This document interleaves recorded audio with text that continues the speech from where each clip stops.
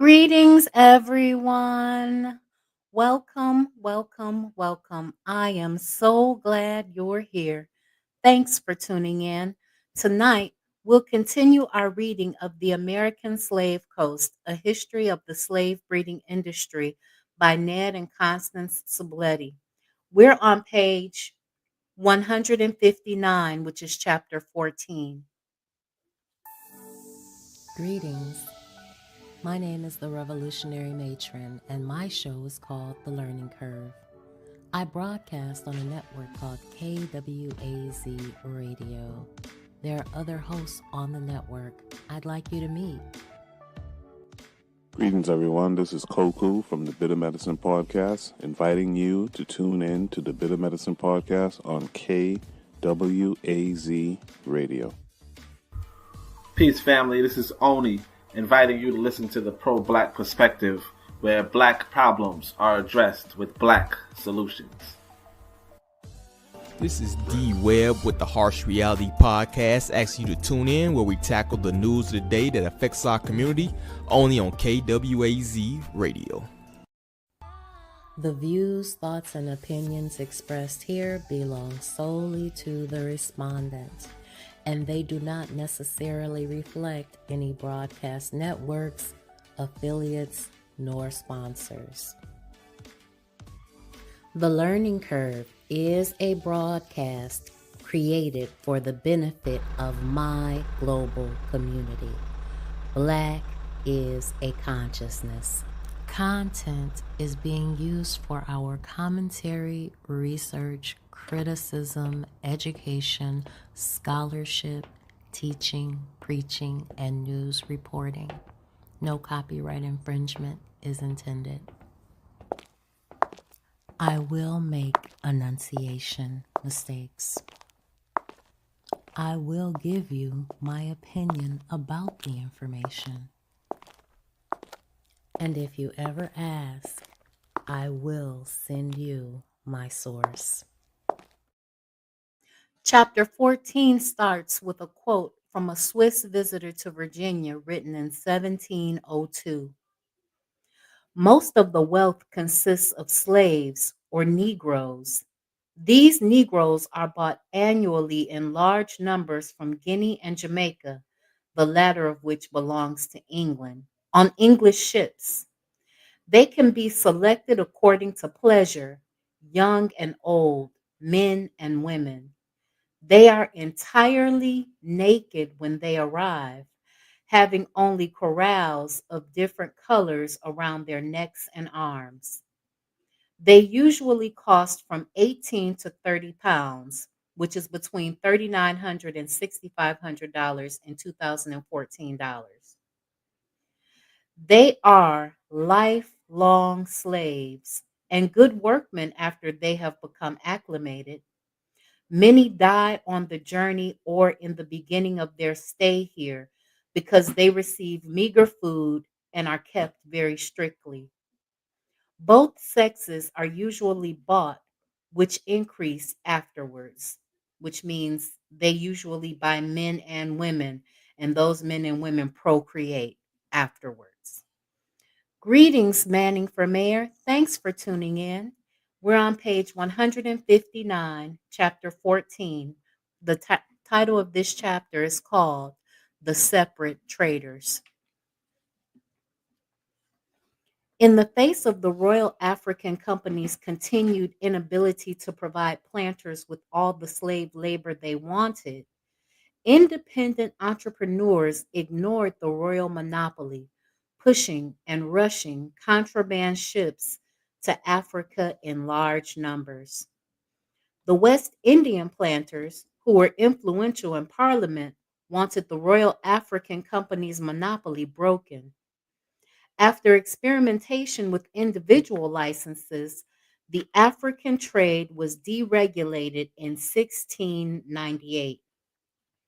Independent merchant syndicates called separate traders could now trade provided they paid a 10% duty to the company on merchandise they exported or brought back, except for redwood, which is a dyestuff with a duty of 5%. and for the significant exception of Negroes on whom no duty was charged. So they could bring us here for free. The separate traders were also allowed to maintain their own factories in Africa, where they spread rumors that the Royal African Company was bankrupt and lured factors away from the company into their service. Many were based in Bristol, which began its ascent as a major slaving port after the deregulation.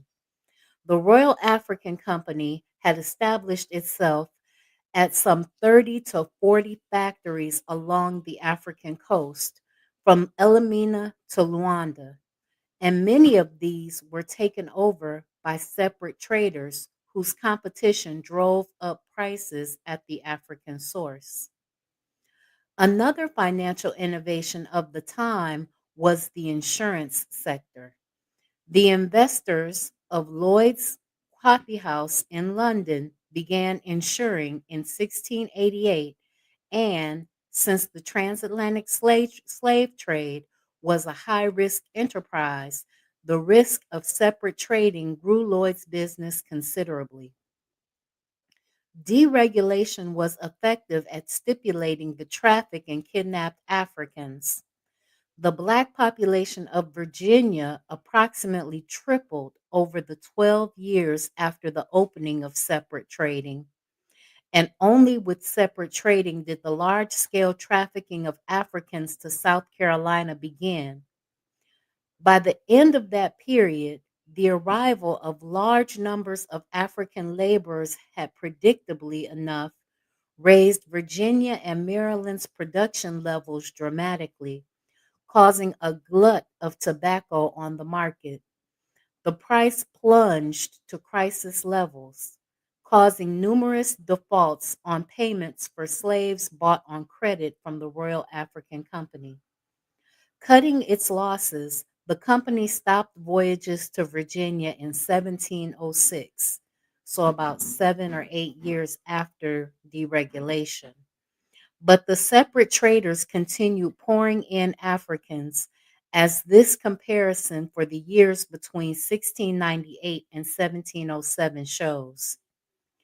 For the separate traders, they brought in 35,718 from Jamaica, whereas the Royal African Company only brought in 6,854. From Virginia, they brought in 5,692 slaves as separate traders. The Royal African Company only brought in 679. The separate traders brought 2,938 slaves into Maryland, and the Royal African Company brought in none. Now remember, all of these bodies that they were transporting were being transported duty free. Greetings, Forecast. I'm so glad you're here. Thanks for tuning in. We're on page 160. The separate traders' aggressive importation consolidated the power of the slave plantation in the Chesapeake, making Virginia a full blown slave society. As planters reinvested their profits into more slaves, they ran up a trade deficit sufficiently alarming to cause the Virginia Assembly, so their government at the time, in 1710 to levy a 5-pound duty on each imported captive because they wanted their cut too. Virginia's first domestically generated tariff, with the result that for 5 years only a few slaves entered the territory until the balance of payments problem solved, erased, and eased. The large slave owners who made up the Virginia Assembly were in favor of restricting the entry of new slaves. Not only did they have all the captive laborers they needed to run their plantations at peak efficiency, but the laborers were surviving and reproducing instead of dying off, creating capital gains for them. So you hear that they were surviving and reproducing and during their enslavement, and that made it more profitable for the slaveholders. A slaveholder's on paper worth, and therefore his credit, was based on the price he could command if he sold his surplus labor. As the century rolled on, Virginians complained frequently of the English slave trade, which drove down the value of their enslaved assets. This simple device of keeping the price of domestically born enslaved human property artificially high through import restriction was to be fundamental to the economy of Virginia right up through emancipation. So they kept the prices of their enslaved population artificially high because they were making them domestically. So importing them became too expensive. Virginia and Maryland charged duties on each other's vessels. Scofflaws could find their slaves confiscated and sold for the commodity money of tobacco to the colonial government's benefit. After Maryland relocated its capital away from the upper bank of the Potomac and added a state house at its new site of Annapolis, the Maryland Assembly in 1695 imposed a per slave import duty of 10 shillings to pay for it and doubled the duty the following year. So, see, they made it more expensive to import slaves, but the slaves were actually surviving and reproducing. So, they were making money hand over fist because they could just buy a male slave and a female slave, or they could buy five female slaves and one male slave and have him impregnate all of them. And they had almost doubled their population almost instantaneously. Across the Chesapeake from Annapolis, slavery was the first order of business for the new port of Chestertown.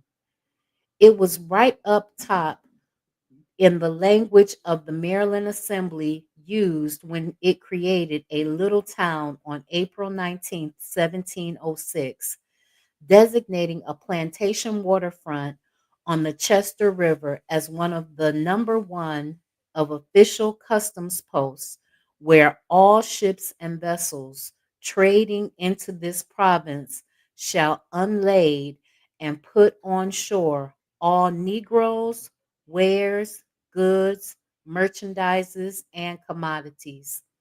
So they forced them to trade in a particular spot to control the importation of slaves so that they could tax everything. That was the first dutiable item mentioned in the creation of the new town, Negroes, reflecting the growing importance of the slave trade as a source of revenue for the colonial government. That the law specified Negroes rather than servants, slaves, or even Africans reflected that the criteria for enslavement was a two-tone caste system because Negroes was a color word from the Spanish and Portuguese Negro meaning black. That Negroes were separately broken out on the list implied that although the enslaved were being sold along with wares, goods, merchandises, and commodities, there was something different about selling human beings. The importation of indentured English, Scotch, and Irish paupers who had previously constituted the Chesapeake labor force had slowed after the Glorious Revolution of 1688. A large scale importation of convict laborers was still in the future. The trade was in Africans. A servant could be of any several different classes of people. One writer has discerned 9 or 10 varieties of servitor, with indentured whites at the top of the hierarchy and Negro slaves at the bottom. The term applied equally to indentured Irish, Scottish, and English paupers and to African slaves to people doing brutally hard field labor, and to artisans, valets, cooks, or tutors. What they all had in common was that they did not generally receive wages. The trade that shuttled them to their destinations was a bare knuckles business, as could be, and constantly provided a fat target for taxation. The new separate trading legislation empowered Bristol, whose captains made fortunes in pauper, convict, and African labor, and the new high volume capital of the African trade, Liverpool, whose captains would trade as many slaves as Bristol and London together. The business transformed with the arrival of the biggest commercial contract of the day, the Essentio, a word literally meaning seat, that refers to a contract between the government and a private concern. Spain had been purchasing slaves by means of Essentio since the 16th century, mostly from the Portuguese, without developing a major slaving industry of its own. As the long war for the Spanish succession was ending, Spain in 1713 sold the Essentio to Britain to supply 4,800 African slaves a year to its colonies. And it was then awarded in turn to the recently created South Sea Company by Queen Anne Stuart, James II's younger daughter. Anne died the following year at the age of 49. Gout was the stated cause of her death, but she had been weakened by the 18 pregnancies she experienced before becoming queen. 11 were miscarriages, and none of them resulted in a surviving heir to the throne.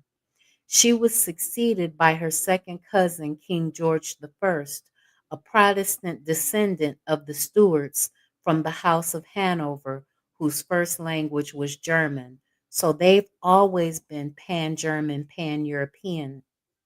So never let them tell you that they are not pan German, pan Europeanism in practice. Hugh Thomas calls the Essentio the El Dorado of commerce. Not only was it a 30-year monopoly to sell slaves, but since it allowed British ships into Spanish ports, it gave British merchants practical, though not legal, access to all sorts of other commerce. The resulting investor hysteria in London culminated in the South Sea Bubble, infamous in business history, when a mania for shares in the company drove prices sky high with the inevitable crash. Many of London's best known figures, including Alexander Pope, John Gay, and Sir Isaac Newton, among thousands of others, were burned when their investments in the slave trade went sour.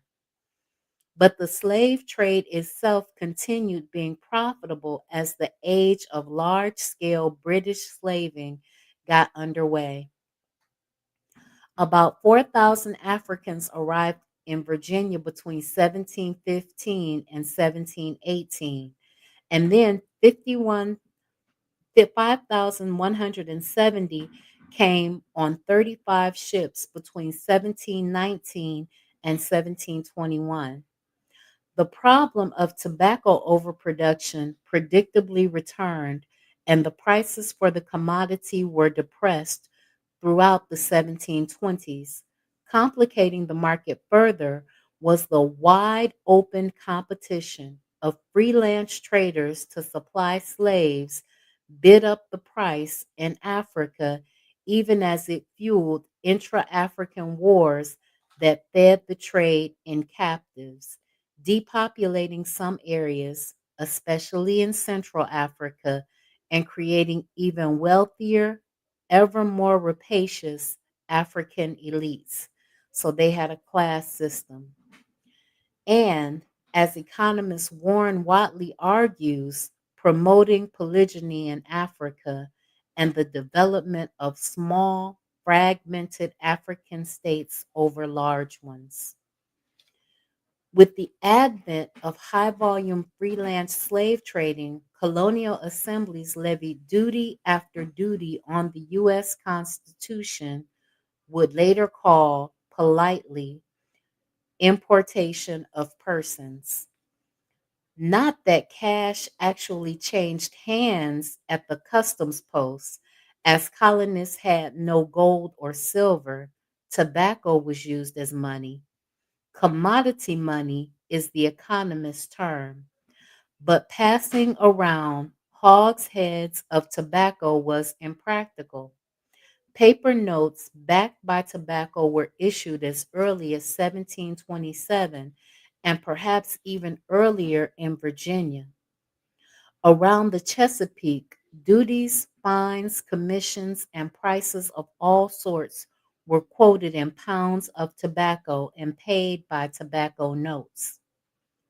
When the Kent County Courthouse in Chestertown was torched by an arsonist in 1719, a new one was built at the cost of 55,000 pounds of tobacco, and it was renovated in 1750 at the cost of 50,000 pounds more. Once planters had enough slaves for themselves, they were happier if no one else did, especially not their emerging competitors to the west. The colonies were political battlefields of conflicting interests with constant tensions between settled areas and the newer communities on the western frontier.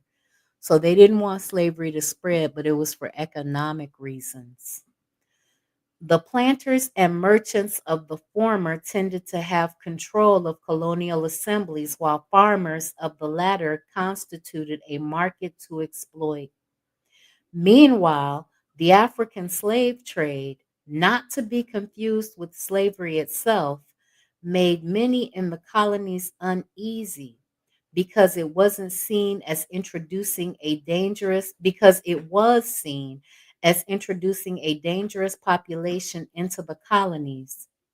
It also had another deleterious effect. It sucked specie out of the colonies and put colonists in debt to Britain merchants, who for their part were very pro slave trade. London's policy was to encourage importation of enslaved and indentured labor, whether the colonists liked it or not, because they were making money hand over fist. The more labor, the more profit. There was profit in the agricultural commodities that were produced, but also in shipping them, in financing, in selling, and in shipping the labor, and in taxing the sales.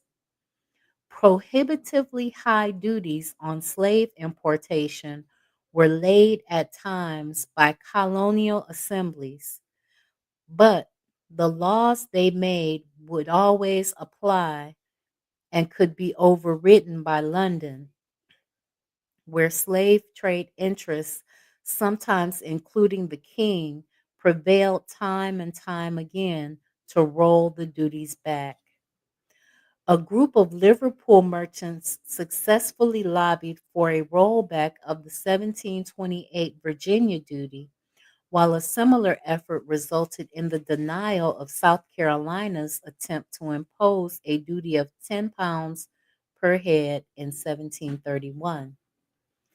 Slaves were frequently purchased on credit, typically 12 months or less, but sometimes as long as 3 years, by means of the planters giving a post-dated bond with one or two cosigners. As the colonial legislatures began erecting a fence of measures to protect planters against debt collection by British merchants, the traders of Liverpool, Bristol, and London brought pressure to bear on Parliament to pass the Colonial Debts Act of 1732, which allowed creditors to seize lands, houses, chattels, and slaves in satisfaction of debts. This new law, abhorred by the colonial planters, strengthened the merchant's hand. Their factors working in the colonies could collect on a planter's bond if he could not pay when due. By clarifying that slaves could be seized and sold in satisfaction of obligations, the Colonial Debts Act expanded significantly the available credit for slave purchases and made the use of planters' bonds the most common credit instrument in the Virginia slave trade. It also provided for the legal, forcible separation of the enslaved from their families by a debt collector, which was the logical consequence that creditors felt more secure investing in slaves. Sugar, the crop for which most of the 12.5 or so million Africans were embarked in chains to the Americas, systematically brought death to its laborers. Cutting cane is back-breaking labor, but there was not that was not the worst of it. Cane had to be boiled and reduced to molasses on the spot as it was too bulky and perishable to transport. So sugar plantations were full-scale factories. They were hot, smoky, and physically dangerous. But even so, the deadliest factor was the unbearably long hours the laborers were forced to work. Sugar making was both labor intensive and seasonal. Rather than work a full complement of laborers 10 hours a day and have to maintain them during the dead time when there was nothing for them to do, it was cheaper to make half as many workers go for as many as 20 hours a day in the peak periods, replacing them with newly arrived Africans when they finally died. But the author here puts expired. When they finally died, they worked them to death on those sugar plantations. The system of sugar plantation management that the English sugar planters learned from the Dutch and the Brazilians followed the logic of the free market capitalism. So many pounds of equipment times the number of African laborers who cost so much money of gold and live pieces in so many years, get this amount of molasses brought up to an amount of money in so much time. So they had it down to a mathematical equation. The result of this multivariable calculation, which pushed the limits of 18th century accountancy, was that self interested, rationally acting plantation owners with no moral scruples could make the most money by working laborers to death. Compared with sugar, cultivating and packing tobacco was milder work. Tobacco was a less intensely seasonal crop. It did not require as many hands, and its planters had no financial incentives to work their slaves to death. In the time off, when hands were not needed for tobacco, they were put to work raising food crops and doing artisanal and construction work. Planters faced few demands on the outside world. In these respects, and supplied little to the outside world, writes Anderson and Gallman. Fernando Ortiz, who wrote what was perhaps the first work of structural anthropology called Cuban Counterpoint of Tobacco and Sugar, described the distinct lifestyles associated with those two crops as constituting the poles of the Cuban personality. About sugar, he wrote, capital was needed to buy slaves, to bring in experts and administrators and all the machinery for milling, boiling, evaporating, and decanting. Even aside from the land required, sugar production was necessarily a capitalist enterprise. Above all, sugar required access to slave labor. To facilitate the capitalist enterprise of sugar, there was another capitalist enterprise at work, procuring and selling the laborers that produced the sugar. That required financing, credit, international contacts, political contacts, market information, insurance, ships, shore facilities, and crews. So when they say we're the money, we are the money because we were they didn't pay us, but they paid everything else. They bought the ships. They had to grease the political wheels. They had to gain market information. They had to have credit and financing. They needed everything else. So we made all those jobs and they all got rich off of our free labor. Sugar plantation populations typically had fewer women than men. Wherever in the hemisphere enslaved laborers were applied to sugar, they had negative reproduction rates. But in the milder climate of Virginia, with the relatively milder work for tobacco, with the more women among the enslaved population and more adequate food, the numbers increased. By the 1710s, Virginia's enslaved population was growing by reproduction, an unprecedented event for any New World slave population, writes Philip D. Morgan. Despite the arrival of so many Africans, the natural increase was such that by 1720, Virginia born slaves accounted for about half of the colony's total. It would take about another 30 years for gender balance of the enslaved to even out. This was something that did not happen elsewhere in the Americas, and it was key to Virginia's developing a slave breeding industry. In South Carolina, it was very different. Charlestown, chapter 15, page 167, starts with a quote from the Sea Island folklorist Anita Singleton Prather in her performance persona as Aunt Pearlie Sue. You ain't got no supper in Beaufort unless you got some rice. You ain't finished cooking yet until you cooked a pot of rice. There's a second quote here made by John Norris. Profitable advice for the rich and poor.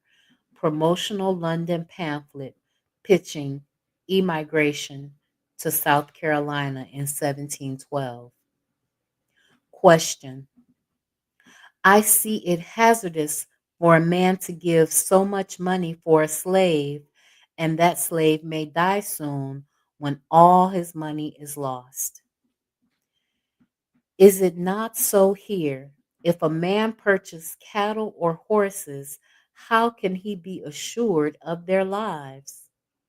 Yet we have a greater encouragement to buy slaves. For with good management and success, a man slave will, by his labor, pay for his first cost in about 4 years at most.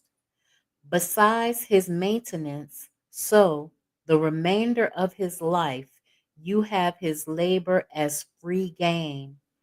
We esteem their eating and wearing as little, for that rises on the plantation, and is that little cost out of pocket. So basically, what he was trying to say is that, yeah, you may have to pay off a slave, you may have to pay for a slave up front, and you may have to feed and clothe that slave, but you can give them the bare minimum food.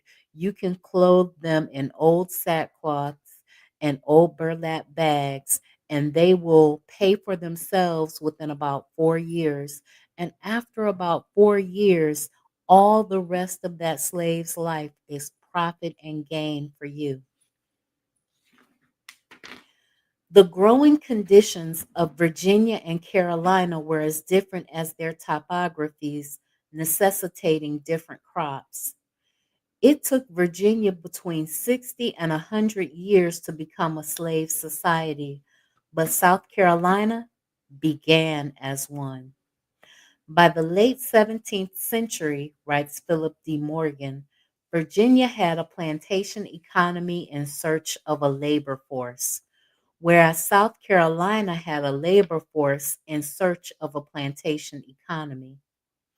Virginia had defined its staple crop for decades before massive importation of Africans began staffing the fields, mostly with indentured servants, whereas South Carolina, founded by slave traders, began as a slave society that did not yet find its crop. A 1708 census of the Carolina colony, which did not count free Native Americans, gave the population as 9,580, with a distribution of 42.5% white and 42.5% black and 15% enslaved Native Americans. Notice they weren't counting the free Native Americans. Most of the captives brought to the colony in the late 17th century were seasoned slaves brought up from the West Indies. But Carolina colonization began as England was beginning to get involved in the African trade on an industrial scale. The first known slave ship to travel from Africa to South Carolina arrived in 1696. About the same time, quantities of African captives were beginning to come to Virginia and Maryland. After that, the floodgates opened. The first quarter of the 18th century saw the enactment of numerous laws laying important duties on the incoming slaves, Elizabeth Donnan writes. The reason offered being sometimes the great importation of Negroes, which threatened the safety of the province, and sometimes the need for a revenue easily provided by a duty on slave importations. Despite occasional outbursts of anxiety over the menace of the barbarous population, greatly outnumbering the planters themselves, the lure of profit which slave labor held out prevented the success of any consistent policy of limitation. Sugar, chocolate, and coffee came from the warmer latitudes. Virginia and Maryland were growing tobacco. But what could Carolina produce? So far, it was an exporter of Native American slaves and deerskin. It took some decades of experimentation, but by the beginning of the 18th century, Carolina had found its principal staple crop, rice.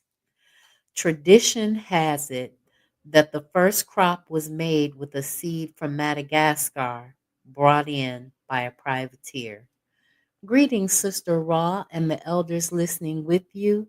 I'm so glad you're here. Thanks for tuning in. We're on page 168.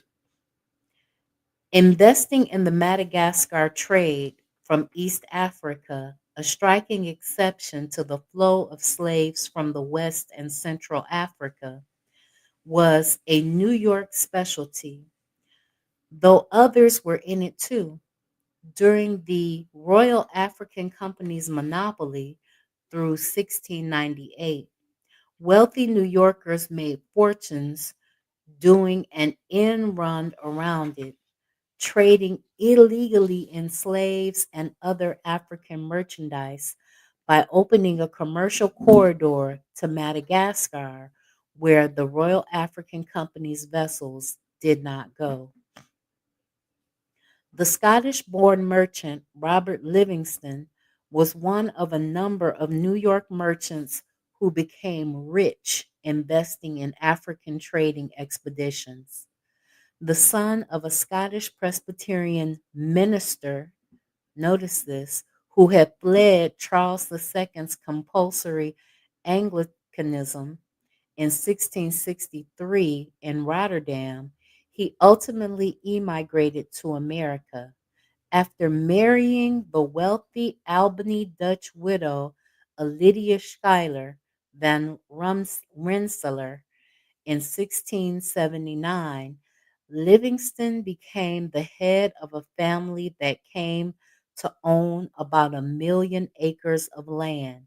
But his daddy was a preacher, a missionary on a mission. Never forget that. With the disappearance of Dutch commerce from New York after the definitive English takeover in 1674, the established merchant families of the former New Amsterdam took greater control. The consolidating commercial dynasties headed by the city's old money, and by 1690, Livingston was a half partner in the Marguerite, a ship that traded slaves, sugar, and tobacco on an illegal trading voyage to Madagascar, Barbados, and Virginia. The first rice seed may have come to Carolina from Madagascar, but the cereal grain was grown across a wide area in Africa. Rice was indigenous to Africa as well as to other places, and an African strain was domesticated there. Mandi people had built the Malian Empire in part on the technical achievement of cultivating rice. The Europeans did not know how to produce rice, but West Africans were familiar with its complicated cultivation, and they brought their knowledge to Carolina. Virginia had unsuccessfully attempted to grow rice during Berkeley's governorship, but its climate was not hot enough. Planters competed to buy slaves from a vaguely defined part of West Africa referred to in slave sale advertisements as the Rice Coast, a name it received not because Africa exported rice, but because it exported kidnapped farmers who knew how to grow rice. The Rice Coast often meant the Windward Coast, but could only mean anywhere, but could mean anywhere from Senegal down to present day Ghana. A slave sale advertisement from the South Carolina Gazette of March 18th, 1769, makes clear the involvement of Africans in rice culture by saying, to be sold on Wednesday, the 29th instant, a cargo of 290 slaves, remarkably healthy, just arrived in the ship Sally, whose captain was George Evans from Cape Mount, a rice country on the windward coast after a short passage of 5 weeks. So these slaves were farmers. These slaves were farmers, and they were selling people that they had stolen that were farmers. So how were the people that they left behind supposed to eat? That these captives were from a rice country in present day Liberia was an incentive for rice farmers to purchase them. Carolina quickly became the largest supplier of rice in the world. In his landmark study, The Black Majority, which called attention to the African genesis of the Carolina rice industry, Peter H. Wood observes that during precisely those 2 decades after 1695, when rice production took permanent hold in South Carolina, the African portion of the population drew equal to, and then surpassed the European portion. As South Carolina out imported Africans over any other territory, becoming a Black majority society, the sea islands off its coast became not only Black, but diversely so, with people from disparate regions of Africa. Both South Carolina, rice, and a little later indigo relied on African agricultural and processing knowledge. You see this? These two industries that relied solely on the knowledge that Africans had. That was also the case in Louisiana, where the first slave ships brought rice seedlings and the Senegambians who knew how to grow it, and where indigo was also grown and processed into dye. Importers of Africans increased dramatically as diversified farming gave way to a plantation society in South Carolina. Big operations gobbled up freeholds as planters became wealthy. Small farmers became impoverished and the population became blacker. Simply put, Wright McCusker and Menard, Rice brought the demographic regime of the Sugar Islands to South Carolina. In long settled plantation districts spread along the tidewater in both directions from Charleston, the Black share of the population approached 90% in 1740, roughly the proportion in the Sugar Islands. I'll insert a note here. There was something called absentee ownership that was very prevalent in southern states, where the owners would not actually live on the plantation. The owners would live somewhere else, but they would leave overseers. They would leave a white overseer. They would leave Black overseers and several field hands and several breakers on the plantation to keep the slaves in order and prevent them from revolting, but there would be no owner there. Rice was a miserable crop to tend. It had to be weeded constantly, which meant bending over all day long while standing in mud. Disease thinned the laborers' numbers constantly. The standing water of the rice plantations incubated mosquitoes that bore maladies usually associated with more tropical climates. With the density of workers rendered rice plantation slaves especially vulnerable to epidemics. Rice wasn't for small family farms. It required an operation of at least 30 workers to be profitable. The fatality of the environment was a disincentive to voluntary migration. Rice could only be produced on a commercial scale in the low country with slaves who lived unspeakably miserable lives.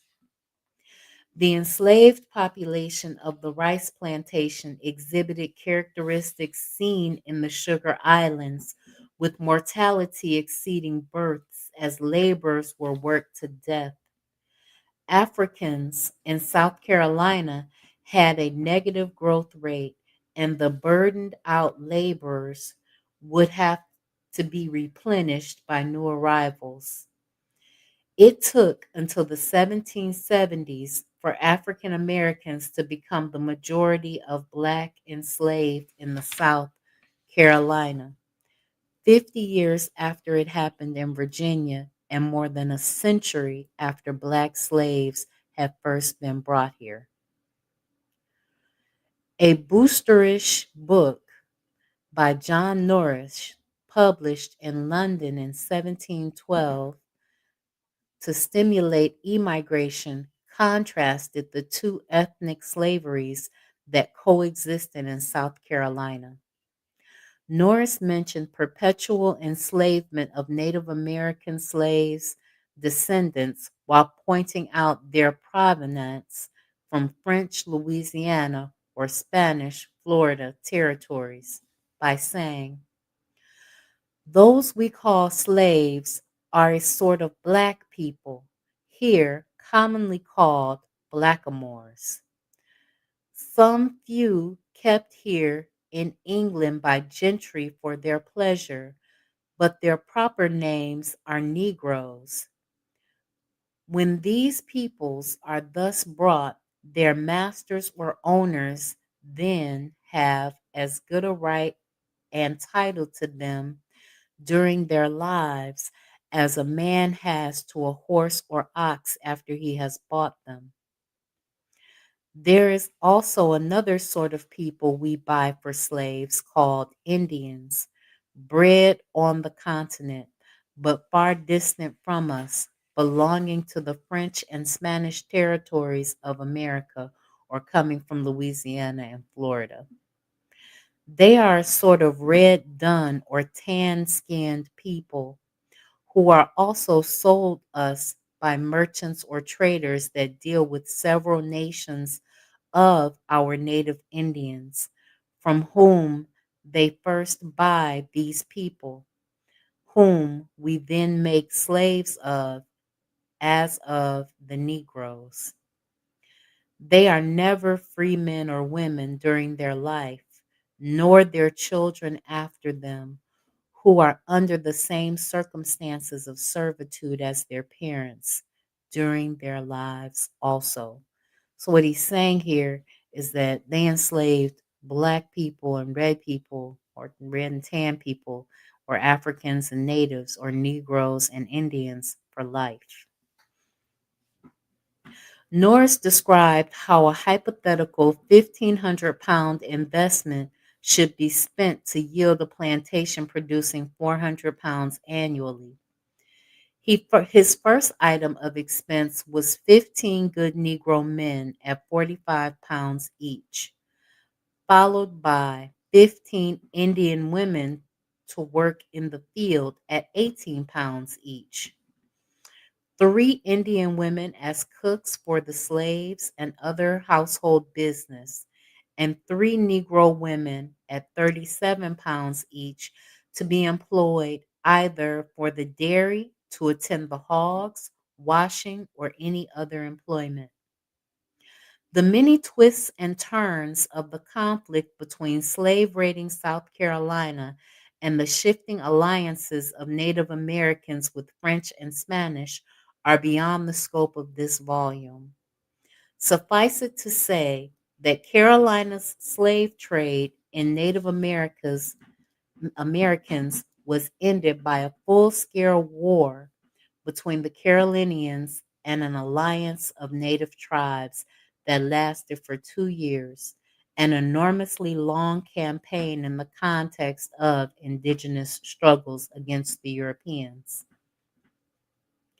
On the morning of April 15th, 1715, the Yamasee, in alliance with the Creeks, struck in a coordinated attack and massacred the frontier traders. Thomas Nairne, the Scottish trader who had led an expedition to the Mississippi and was the most capable frontiersman in South Carolina, was captured and slowly roasted to death by means of burning splinters stuck into his body over a period of days. The Indians did not attack Charlestown, which became a citadel for the frightened people from the countryside.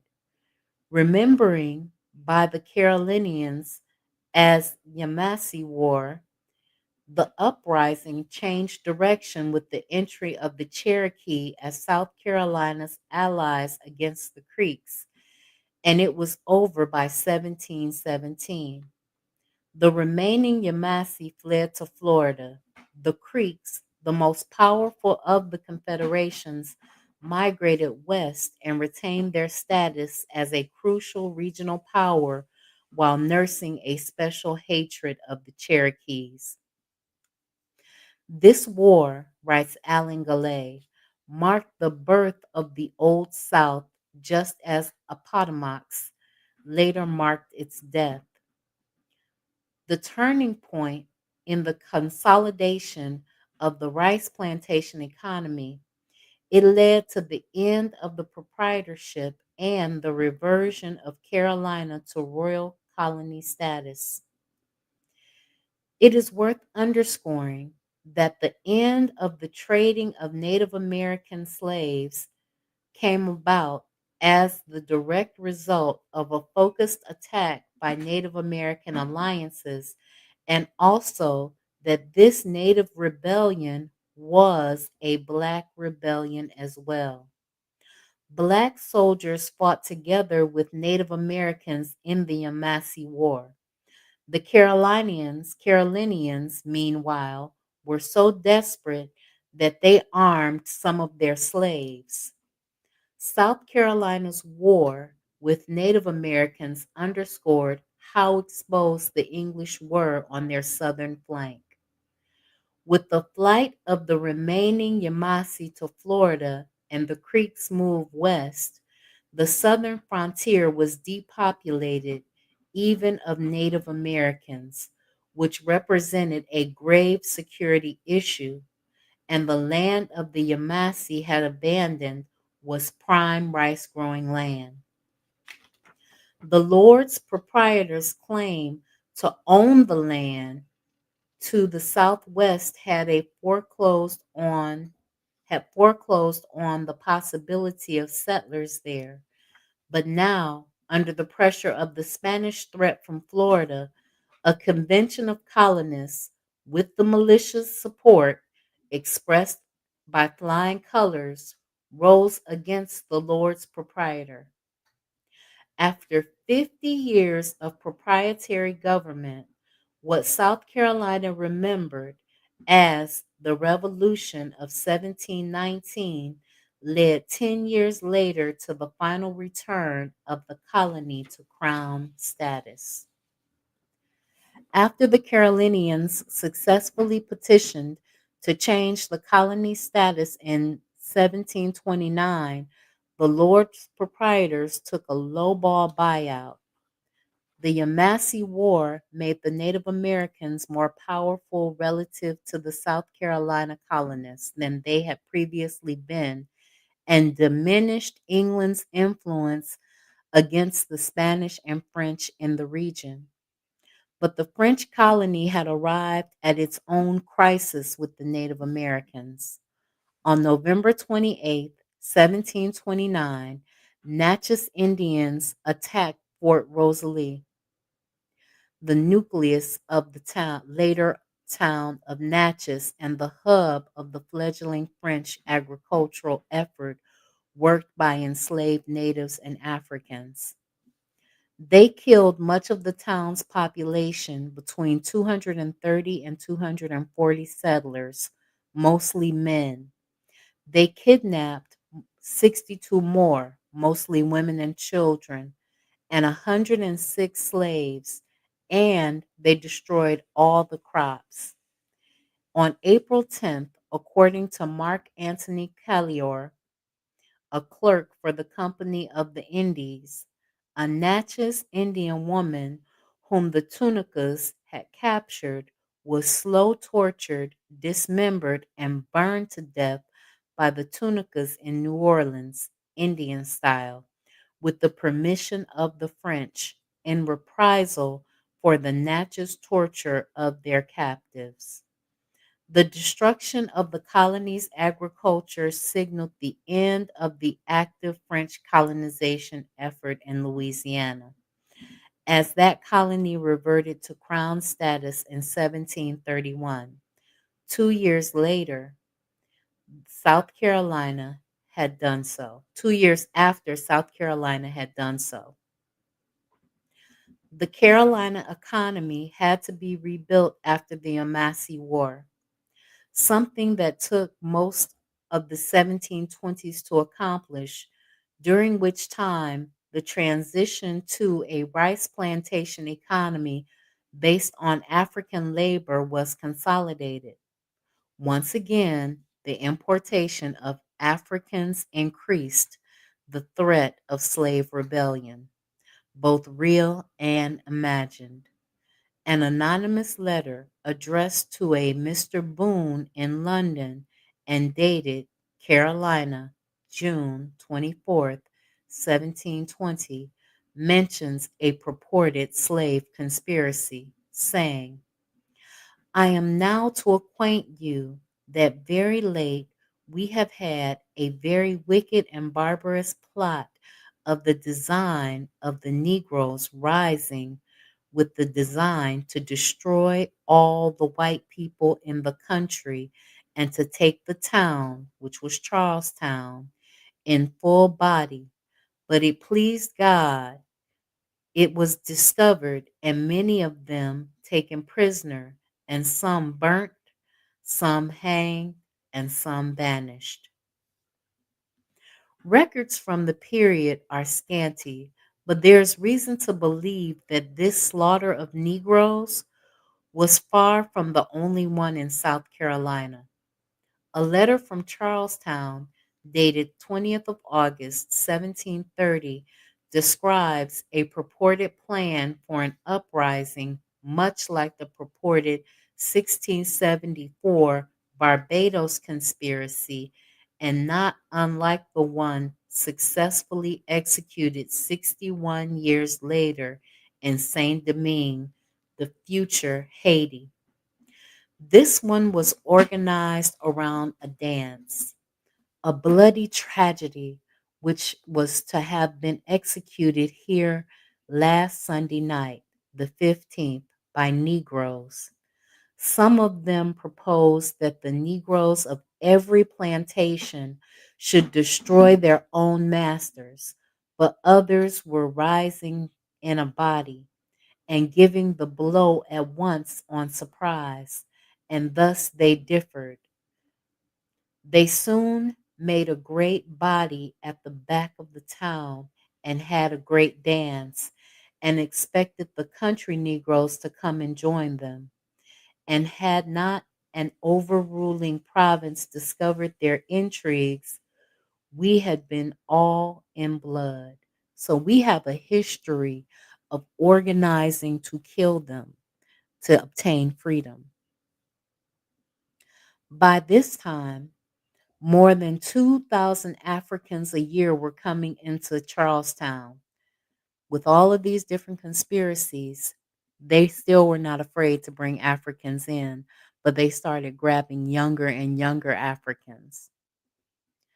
Samuel Ragg testified before the board trade in 1726 that he had been a trader to Carolina 17 or 18 years, that country formerly had been but very few Negroes, but now they employed nearly 40,000, that they now usually import 1,000 per annum, whereas they formerly imported none and sometimes 200 or 300. At the same time, Mr. Platt, also of Carolina, reported that the colony imported about 1,000 Negroes per annum at prices ranging from 30 to 35 pounds sterling. Even though Ragg were greatly exaggerating both the yearly importation and the number of slaves in Carolina, writes Elizabeth Donnan, it is evident that by this decade, the trade had become of sufficient importance to merit the fostering care of the home government and the constant solicitude of British and Carolina merchants. Foremost among them were the Raggs, Joseph, and Samuel. The frontier between Carolina and Florida had never been agreed on, much less defined. Carolina's colonists, who were influential in London, pressed for a new boundary colony that would buffer them against the Spanish, the French, and the Native Americans. Promotional literature began circulating in London in favor of a new colony below South Carolina. The first one to circulate in 1717 continued the feudal fantasy of the steel extant proprietorship, proposing a colony that would be headed by a hereditary official called a margrave. The name of the new colony was to be the Margravate of Azilla. It took 15 more years of a colony to be planted there. When it was named for King George II, Georgia, and there was to be no slavery in Georgia, allegedly. But we know that Georgia was a slaveholding state. But as you can see, even with the influx of slaves and even with the increasing slave rebellions and even with all of these different slave conspiracies, these people were not afraid to go after the profit that owning slaves could afford them. This is why I really think that besides stealing slaves, that many tribes thought that they were sending their people to the new world to gain skills and money and opportunity, kind of sort of like they do today. I think that they lied to them. I think that they lied about what they were actually going to do. What do you think? Do you think that they told them fancy lies and wonderful stories about what life would be like on the other side of the Atlantic? And they actually tricked and fooled some people into coming over here? That's what I think. I think that they stole people, they lied to people. They got to the point where they were stealing so many people that they began stealing the royals of these African slave holding families and slave trading families. They told people that if you don't go get me slaves, I'm going to take you. And then once they got here to the New World and they saw how much we were willing to reproduce with one another, that they saw that as another economic opportunity. And then they also took the children away from the elders. So there was no intergenerational knowledge transmission that was occurring on a consistent basis. So without intergenerational knowledge transmission, you don't have anything to hold on to. You have a bunch of children raising themselves. There are many stories of girls as young as 8 or 9 years old being there with the toddlers and the little babies, raising them. So you have children raising children, being taught to be submissive, being taught to survive. All right, guys, that is the end of our reading for tonight. I will be back on Thursday to read Brainwash to you, Thursday at 9 o'clock, to read Brainwash to you. My niece is graduating, and so I have to help her prepare for her prom and her graduation. So that's why the past few weeks have been kind of topsy turvy and all over the place. I had a couple of speaking engagements. I had a couple of other things I had to do. So I apologize, but I do owe you at the very least 2 hours a week, and I try very hard to make sure that you get your 2 hours a week. I want to thank Manning for Mayor, the forecast, and Sister Raw for being here. I know that KW Don 7 is listening. I know that Koku from the Bitter Medicine Podcast is listening. I know that Oni Tase is listening. I know that Bwana Haguziki is listening. I know that Brother Bakari is listening, and so many others, and you. Yes, you, dear listener. I appreciate each and every one of you. I value your support. I thank you for spending this time with me, and I will see you again on Thursday at 9 p.m. Eastern Standard Time. Thanks for listening, and peace, guys.